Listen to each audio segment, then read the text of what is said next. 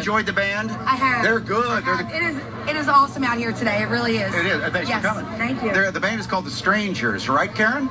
Oh, they're so good. No strangers to us. Man, are they talented. Let me show you how many people we have in The Strangers. We got 11 strong that came out here. Woke up at dark early this morning, dark 30, they say in the military. Check out this crowd, everybody. How's the band? How's the band? Band is phenomenal. So I want to introduce you. We showed you a little bit earlier. You may remember Dennis Bloomingdale. Dennis, thanks for coming out here this morning. That was our pleasure. My pleasure. Dennis, we introduced you to in a piece from Vietnam. He was over there and did a story about a ripcord. He was there in a major battle for 23. It was the Battle of Fire Support Base Ripcord, and Karen knows all about it. Man, this is a special moment for us. I guess this was the last major battle for the United States Ground Forces. Is that accurate? Shana, you got it. Let me set the stage for folks. Let's remember back 1969, we've got President Richard Nixon, who's actually pulling the troops secretly out of Vietnam at the time. So the last major battle is this battle, the last major offensive, Ripcord. It goes on for 23 days. I want you to take a look at this emblem, because this is a story, and these are the men that were there, and these were young guys, 19, 20, 21. And the group of the men that you're going to meet, oldest one is 24. Take a look at this story that most of us don't know anything about.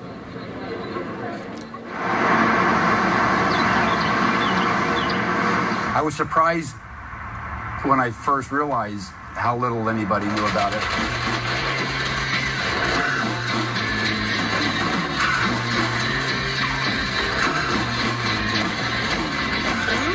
Well, Ripcord was a fire base that we operated around back in 1970 actually just outside the Ashall Valley in Vietnam. At a time when we were supposed to be, withdrawing, we were in the process of a major escalation.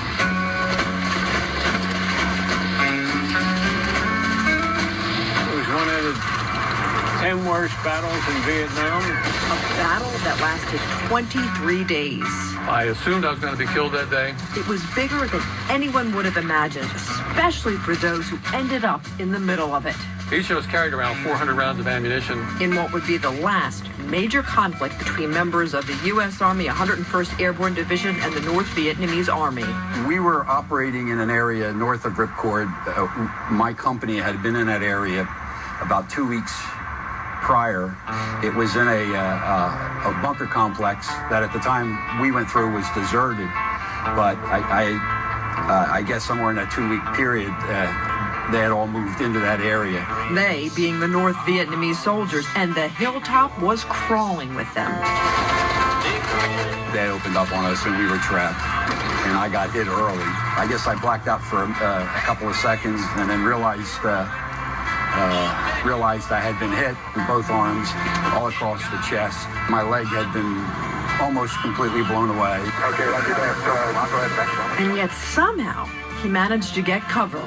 His story, not unlike a lot of those shared by servicemen who took part in that 23-day confrontation that sadly too few of us in this country even know about. It was kept quiet. It wasn't classified or anything. It was just never told. They didn't want anybody to know about it at the time. They kept the press from being there. They were banned, and the media was banned from coming out to the hill. We were attacked by 400 NVA. We fought them all day long. I was wounded 3 different times in that one day. There was only 6 left that weren't wounded or killed. And we had to wait the whole night until another Delta company came in the next morning to rescue us. Now, normally, if we wanted to book your band, BVT is your agent for that.